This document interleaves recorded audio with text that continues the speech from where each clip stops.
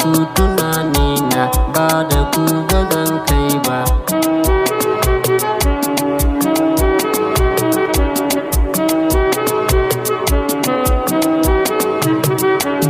Zan kirayi sarkina wanda ya yi min gata, sai na sanya manzona ɗan Amina mai gata. Yanzu gani na fara, za ni fara wake na gunku masu ƙaunata. Zan yi baitukan girma gunku ba ni jin shakka. Kun yi addu'a guna, kun ban wurin kwana. Yanzu gashi na girma, za ni nuna ƙwazona, sai da ku tunanina ko dare zuwa rana.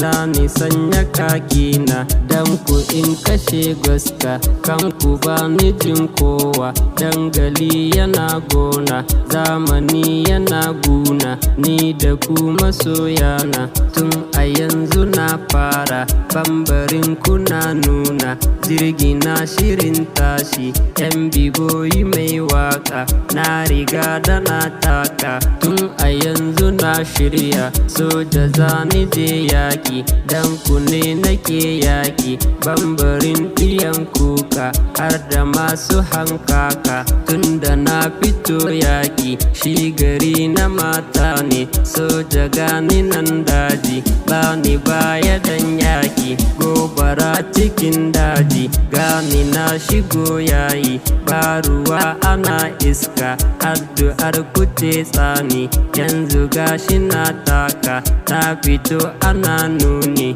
Nai rawa ina juyi, lamari na soyayya, gunku dole nai nuni. Na faɗa ina yinku, har ina tunaninku, ba da kai ba mai muni. Dandalin masoya ne, yan biboyi mai waka.